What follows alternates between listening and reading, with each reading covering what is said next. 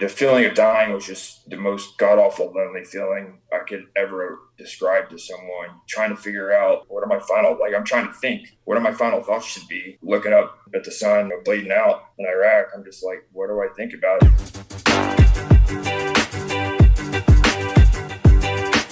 You're listening to the Kristof Lewis Podcast, a podcast where I have conversations with inspirational people. My name is Chris, but my family calls me Kristof. My goal is to have as many conversations as possible with people who have forged their own path by pursuing their dreams, making them a reality, all the while emitting positivity and sharing this knowledge with others. I seek these people out and share this information with you, proving to the world that you can do what makes you happy and do what you want for a living while being a good human being. We'll talk about careers, but we'll also cover any story that inspires. Let's do this while helping each other. Thanks for listening. I'm happy you're here.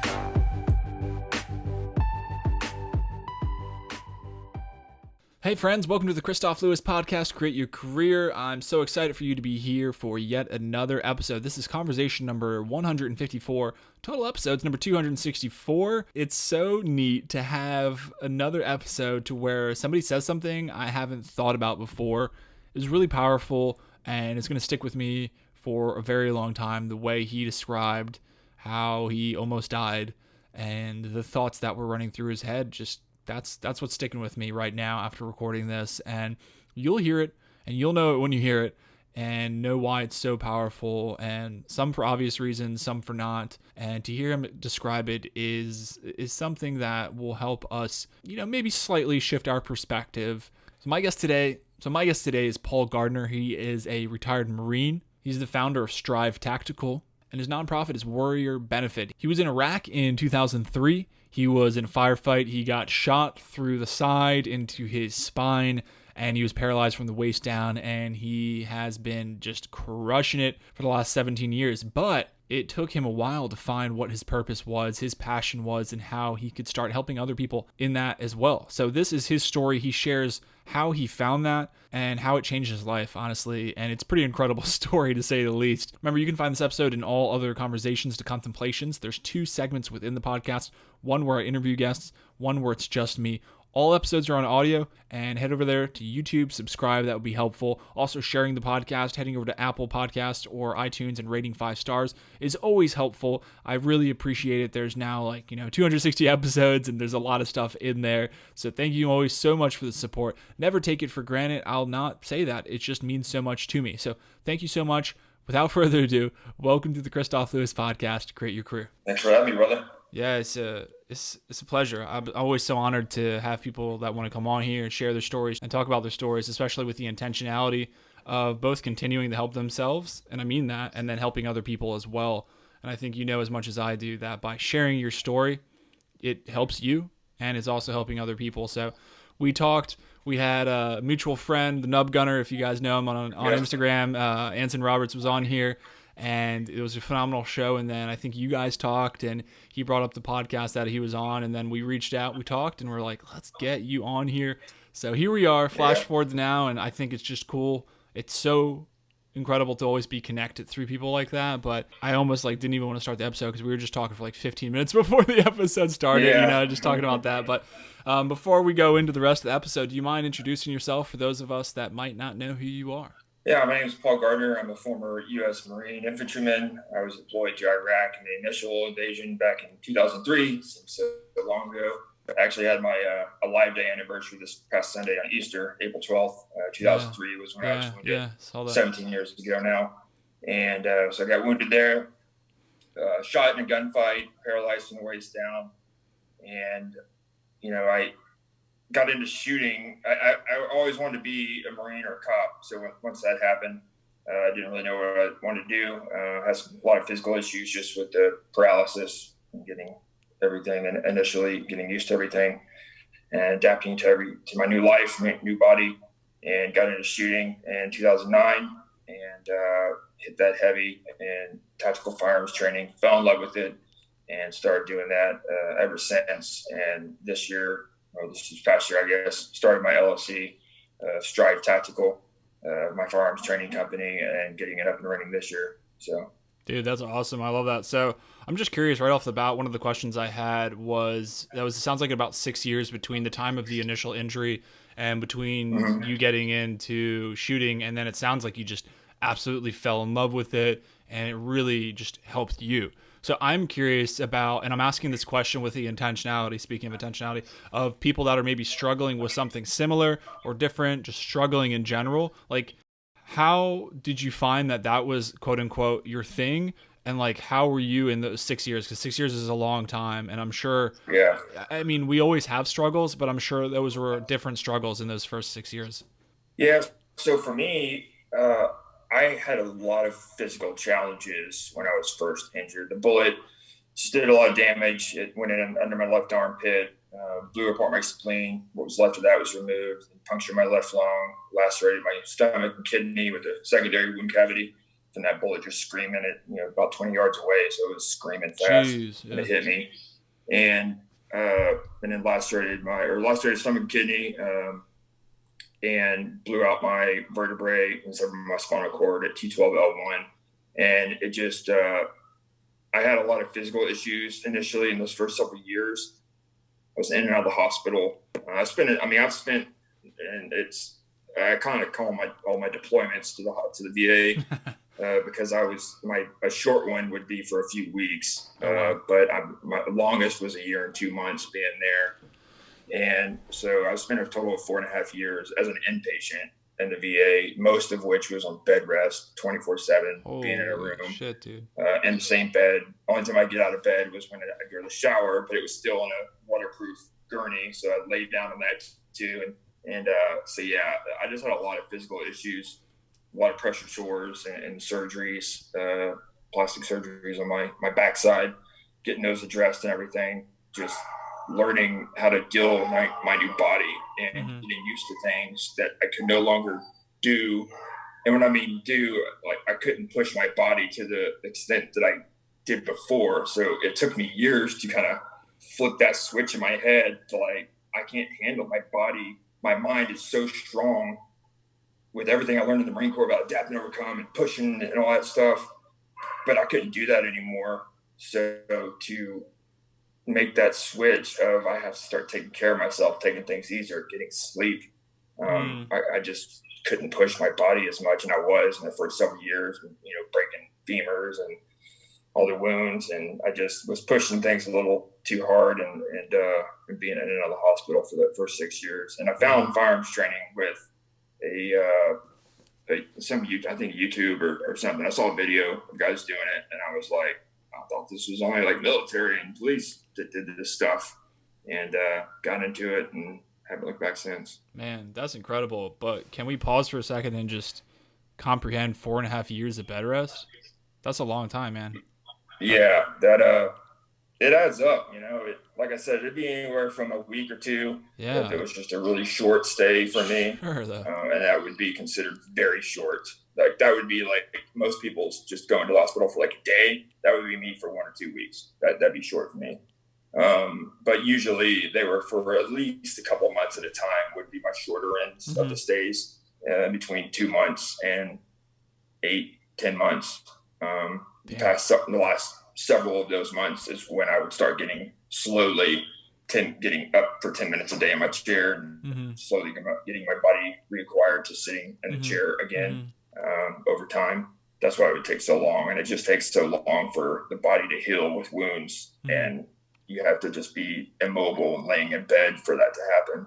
Dang, dude, that's like 2/3 of 6 years. Just over 2/3 of 6 years. Just probably 70% of your time was in a bed doing something like that and recovering. And I think it's really interesting to hear what you said about your mindset, the way you were before, Mm-hmm. and then you were still trying to go. I get it sounds like mentally like 100%. Just ramp it up and just keep on going. But you had to really, I guess, listen to your body. It sounds like, and Yeah. I imagine that that was much more difficult to like in theory than actually applying it. I mean, that must have been quite so I talk about like career transitions a lot, and like you're Mm-hmm. having your own career transition. You didn't want it, but you had a career transition, and it sounds like Yep. you also have a mental transition, and you had to overcome a lot. And it's just learning how to live a different life. And I don't know if you know who Jay Redman is, but he was shot a bunch too. And he's a former Navy SEAL, and he was telling in his new book, Overcome, that to find your new 100%. Does that kind of sound like what you had to try to do yourself? Yeah. I mean, so like I always tell people as well that the worst day of my life wasn't being shot and almost dying and knowing that I was going to die. And it wasn't when the doctors came in and told me, hey, you're paralyzed. We finally got the surgery, saw your spine. It's wrecked. It's completely severed. It's not just partial. You're done for the rest of your life. There's literally no chance of you walking again. It wasn't that. It was when two sailors came in my room in ICU and said, the Marine Corps didn't want me anymore. And that was a tough pill to swallow because I only ever had two plans in life. I barely graduated high school. I only graduated because several of the teachers, I convinced them to up my grade from an F, a bad F, to a D, like a 60, just to pass. Because I was like, I don't care about college. I don't care about making money. I just want to serve in the Marine Corps, serve my country. And I somehow convinced two teachers to do that for me. But so I only ever want to be a Marine, and if that didn't work out, then I was going to get out and be a cop. And when both of those were taken away from me, I was lost. I had no idea what I wanted to do. I knew that I needed to just at first focus on my physical body and getting better. Sure. And then it just, took several years or 6 years to really find that passion and restart that fire in my heart again. Yeah. So there's so many good things that I am picking up here, but I think one of the things is what you ended on, in that it was 6 years and that you didn't give up. You're still here, and you were telling me, you shared some personal stuff with me before we started recording about how you were up in Arlington, how you initially got your dog and how you were burying a friend. And some people, they don't, they're not here anymore with us, unfortunately. Yeah. And you're still here with us. And so the reason I'm saying this, as tough as it can be to talk about, is that you suffered. I mean, when you're told you're not going to walk anymore and you're in bed rest for 4.5 years, and because at the time you don't know in 6 years you're going to find this thing that's just going to absolutely change your life and make you feel a lot better, and so on and so forth. So what I'm saying is you kept on pushing, you kept on grinding, you found that new 100%, and then lo and behold, because you were resilient and resistant to succumbing to all of the negativity that I'm sure was swirling around in your head, you found something that you absolutely love. And now here we are over a decade later, and you're still doing that, and you're absolutely crushing it. Yeah. I mean, that changed my life for the better so much. It wasn't as good on my relationship at the time with me and my ex-wife, because I wasn't that person. I mean, I still kind of had the Marine mindset, but it was kind of too painful for me to have one foot in, one foot out of the Marine or civilian. So I just kind of went full civilian. I didn't talk like a Marine anymore. Didn't carry myself like one anymore. I wasn't bitter. It was too painful. And then once I found the shooting, I started hanging out with vets again, and just started kind of changing my friends and started loving that, and everything improved there. Like I said, since I wasn't that person, when I found my ex-wife a few years after I was injured, and we got married and everything, it's completely understandable that we kind of drew apart after that or whatever. But all in all, it was just great for me mentally and everything to finally find something that not only that I loved, but that I was good at. And also, once I started sharing my story of being wounded, and because it wasn't until I started doing training classes that I understood the extent of, and I used to call them mistakes, but it wasn't mistakes because I didn't know better at the time, but just the training scars that I had from our very substandard training at the time. All of us were going in at that time with theory-based training because we hadn't been in a real war since Vietnam, a real infantry-centric war since Vietnam. We lost a lot of those hard lessons that we unfortunately have to learn every time we go back to war, that are learned and earned in blood, and then we forget them. Those guys get out, and that knowledge just kind of falls by the wayside. So I started sharing my story with cops, mainly cops, but also some guys that would be at the classes and online as well. And just seeing those light bulb moments, go off like, oh, man, that's why the instructor is teaching us to, Mm-hmm. reload our pistol or rifle up here instead of down here. So that way you're not looking down at it. You're able to have situational awareness. And there's just, a kind of cascade of events that led to me being wounded.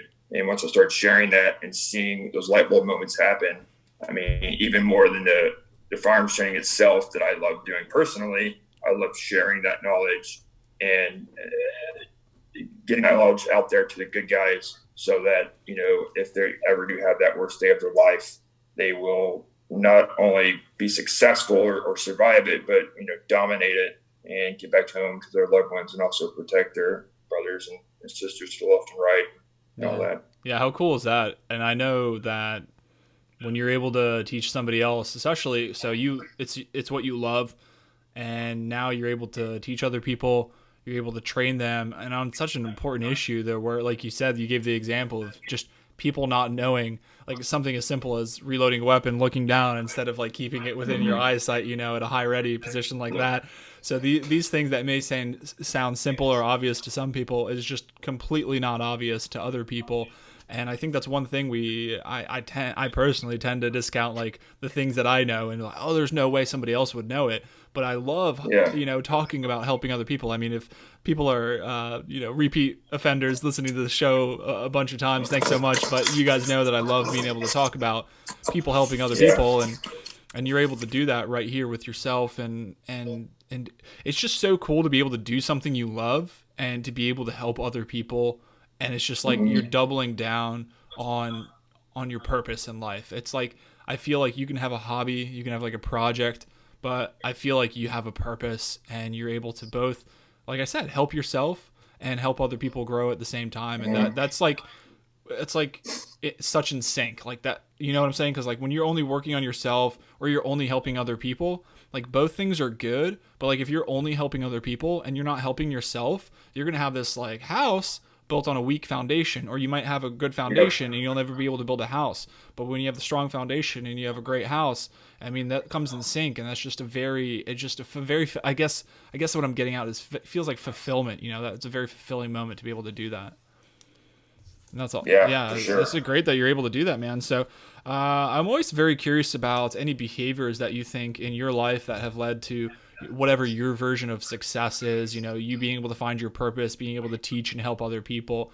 But throughout from your initial injury, which is 17 years ago now, because Mm-hmm. you said you just hit on Sunday, yeah, on Sunday. So that's incredible. Yeah. So 17 years, yeah, that's huge. Congrats, and you're still helping people. But I'm wondering, and I'm sure throughout the whole entire thing, especially since it was 6 years before you found this, what are some of the strong behaviors that you can't get rid of, that you always will remember, that helped you get to where you are today?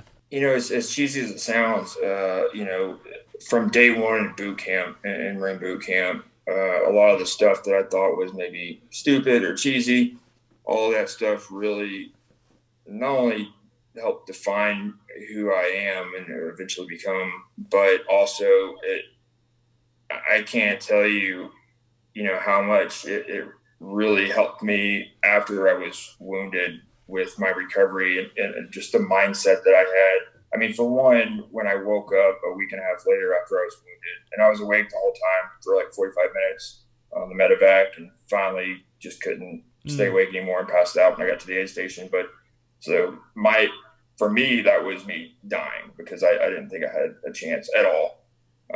wow. And so when I woke up a week and a half later, that was just the biggest and best surprise of my life, for one. And even though despite being paralyzed from the waist down, I don't know, it was just good to be alive still. And just that feeling of not, the feeling of dying was just the most god awful, lonely feeling I could ever describe to someone. Trying to figure out, because it's not like you think about it beforehand. And I'm just like, what are my final? Like, I'm trying to think what are my final thoughts should be. You know Yeah. what I mean?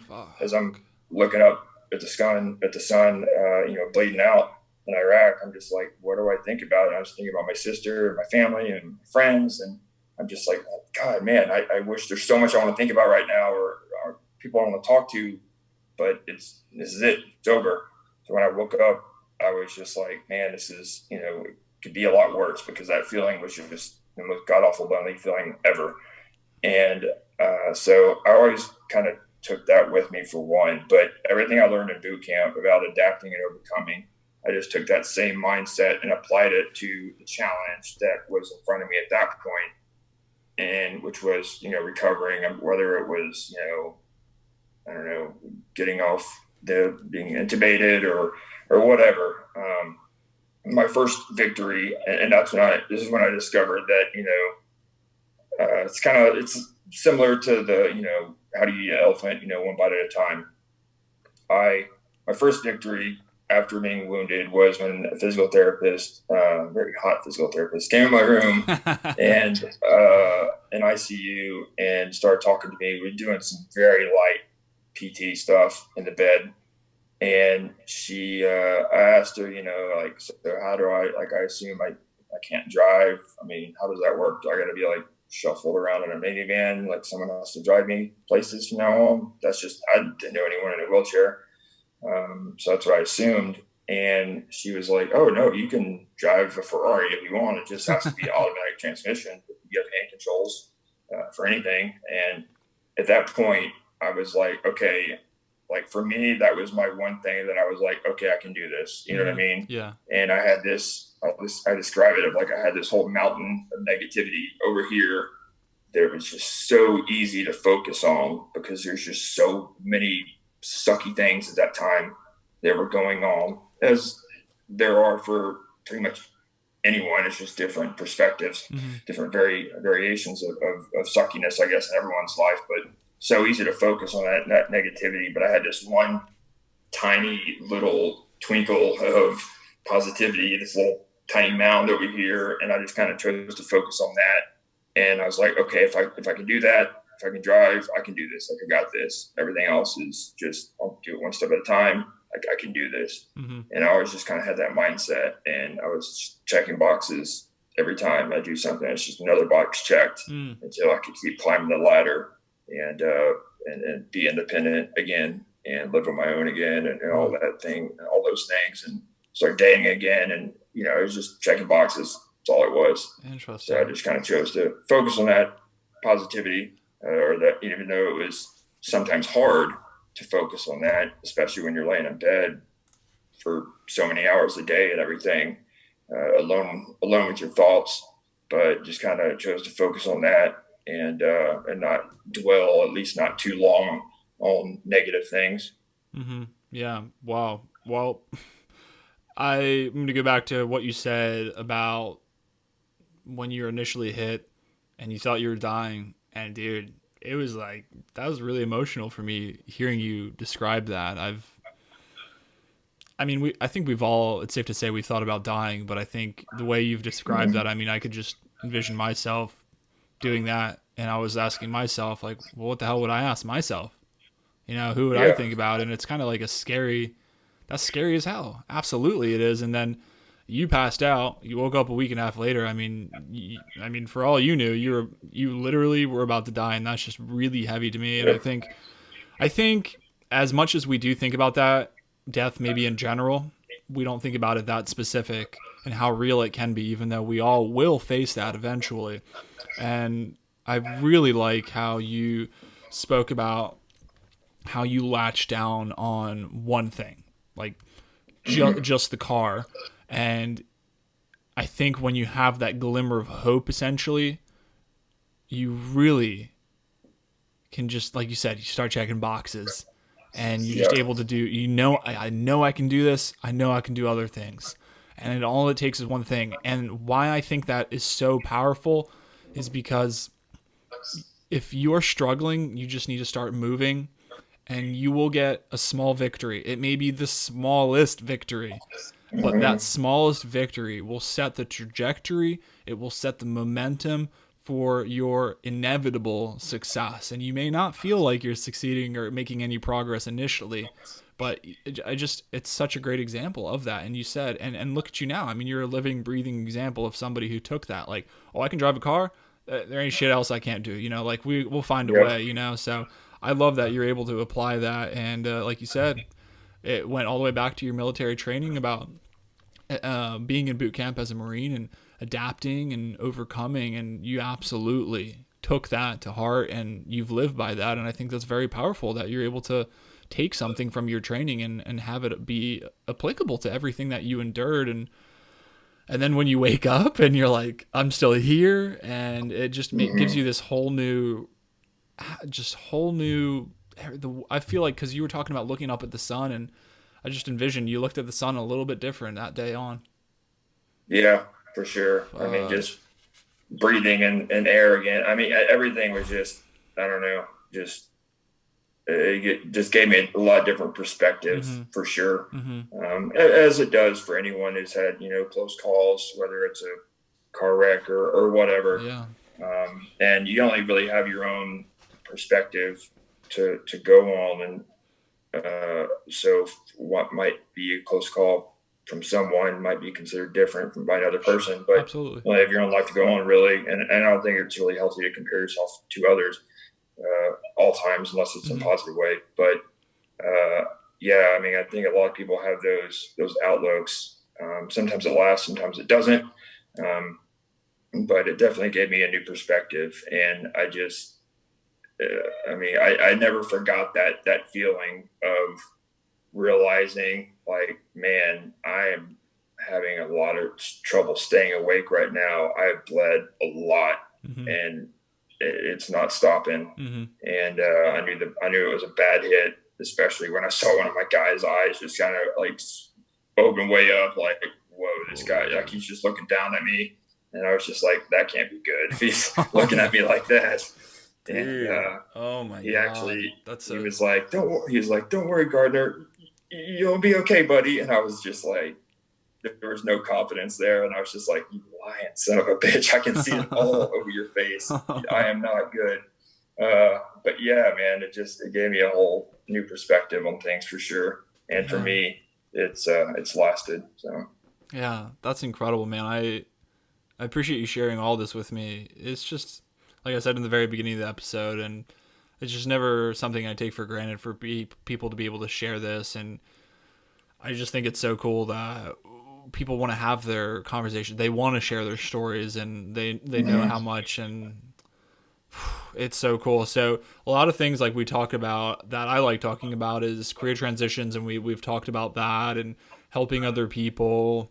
And typically we'll ask people towards the end about maybe the most interesting problem that they've overcome, or hurdles that they've had to overcome like that. But clearly that's been your story from day one here, at least, in the regard of this episode. So I won't go that way, but I do also sometimes touch into mentorship. And I'm wondering if there had been anybody in your life through any point in those, initial 6 years before you found your passion and your purpose, or somebody after that up until now that was in your life as, in that mentorship role, somebody that you could call on, lean on, look up to for inspiration or for any type of enlightenment or advice or anything like that.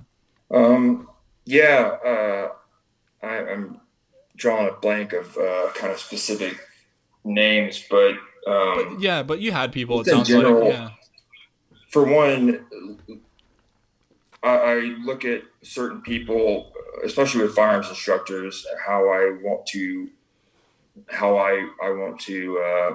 kind of base my company off of, and not just their curriculum, not just how they carry themselves in classes, but also off the range. Sure. And are they a good human being in general, or do things that people never know that they did, helping a cop, go to the range with the cop one-on-one, not even getting paid when they could be, charging $1,000 for the day or whatever. Things like that. And I always wanted to do those same things. And also I've always, and it kind of goes back to my injury, but one thing that I've always done is look at other people that are in my similar situation and being like, hey, if they can do it, I can do it, Yeah. Like I say, kind of compare myself to people like in a positive way like that, instead of more in a negative way, like, well, they got this and I don't, or whatever. Sure.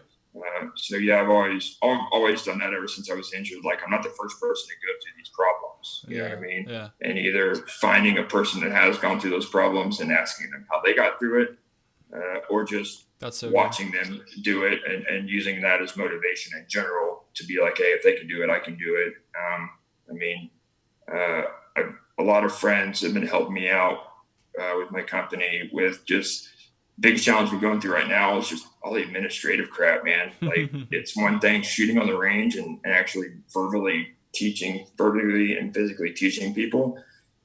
That's so easy compared to, taxes and just, the LLC and everything, get the website up and running. What do you have? There's all that crap. I'm just like, man, but I'm just kind of taking that, like everything else, just starting somewhere, you know what I mean? And as long as you get a little bit done, that day, that's something less that you have to do, and you can build upon that. And once you get started, that's the hardest part, is getting started, like anything else. You're absolutely right about that. I love your comparison or your description of not comparing yourself to people in a negative light, but comparing in a sense of, there's other people that have gone through it. And I think that's what's so cool and unique about sharing your story, is that your story is unique.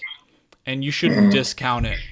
But there also have been people that have experienced similar to what you've done. And I know, talking to those people, like, you've lived through it. Like for me and for you, as somebody who's been in the military, like, there are certain people that I know don't know what it's like to, do some of the things that happen over there, experience some of those things that happen over there. But when that's why one of the reasons we were talking, I think, for 15 minutes, we were talking about like Afghanistan and things like that. Like, I don't talk to people like that on a daily basis. So like, we weren't even, hey, you were there 17 years, or you were there like 8 years before me or something like that. And, but it's still nice to connect. So I'm just saying, if like there can be an 8-year gap and I can talk to somebody about that, then when you experience an injury or just some kind of life adversity, which we clearly all go through, and you're able to ask somebody, how did you get through this? What are some of the, honestly, like tips and hacks and tricks that you are using to be able to make your life more enjoyable, easier to live, everything like that. So I love that you compared it like that, man. It's awesome. And then especially that they're helping you with the company, and it's funny to hear you. I mean, not funny in a negative way, but like how it can be harder to run the company than do all these other things. And that's totally understandable. But you're saying it yourself that you're doing it with help, and be able to ask for help, know that it's okay to ask for help. And those are all the things you've done, man. So I love that you shared all that stuff. We had so many good points here, and I really appreciate it. But I'd love for you to be able to share where people can find you, whether it be Instagram, website, or anything like that. On Instagram, it's Wheelchair Technical is my tagline or tag name, whatever. And then Paul Gardner on Facebook. And I haven't started my actual Strive Tactical Instagram, so I'm not sure if I'm going to just keep it on my personal or do separate ones or whatever. But yeah, it'll be strivetactical.com will be my website once it actually is live. Got the domain and all that, but I'm still building it. So, dude, that's so exciting. Wheelchair Technical and Strive Tactical. Awesome.